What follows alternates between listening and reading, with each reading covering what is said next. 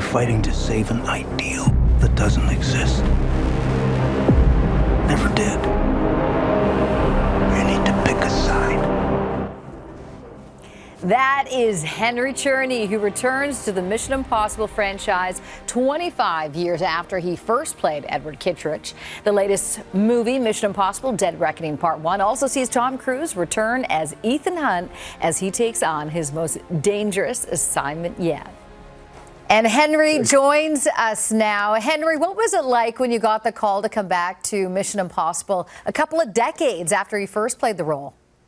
I thought they were kidding, of course. The idea of playing Kittredge again was completely off my radar, has been for 20 some odd years.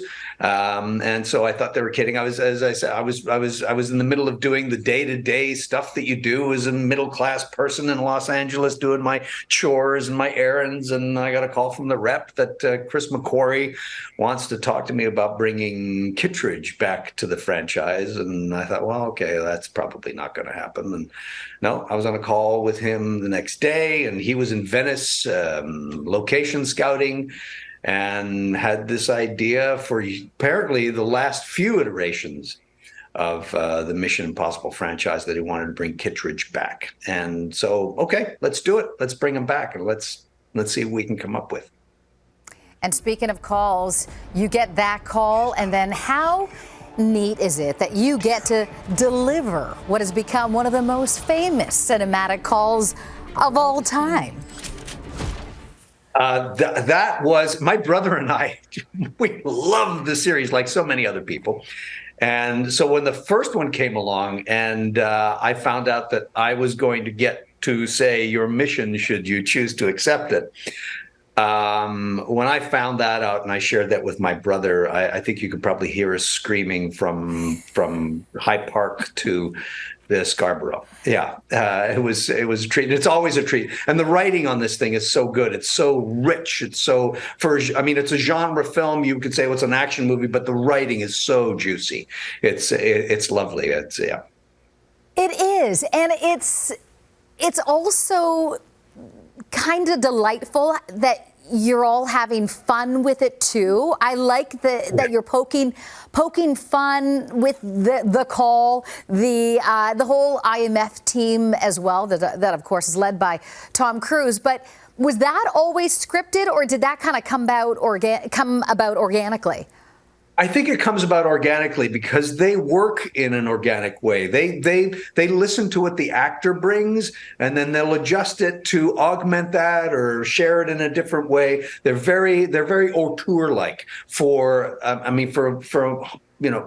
couple $100 million, I think. Probably more than that. Usually you're set with your script, but they have a set script, but they will move it one way or another to accommodate what the actor brings to it, and they allow you to bring as much as you want to it. It's a great ride. And did you bring something new? It's been so many years since you played this role. Yeah. It's a sadder but wiser quality.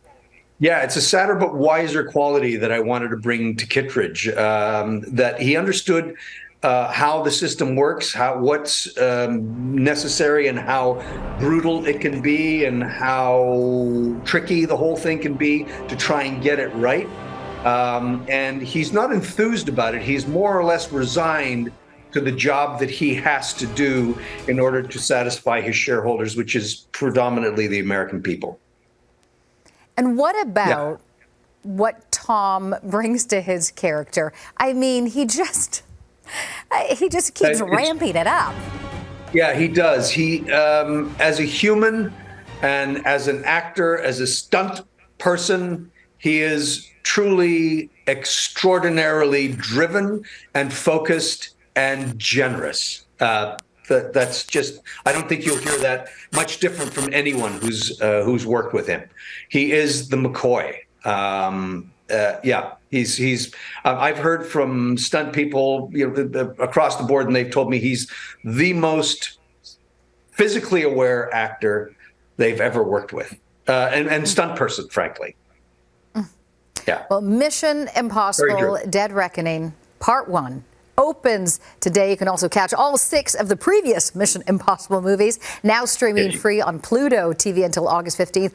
Henry, such a pleasure. You're going to love it.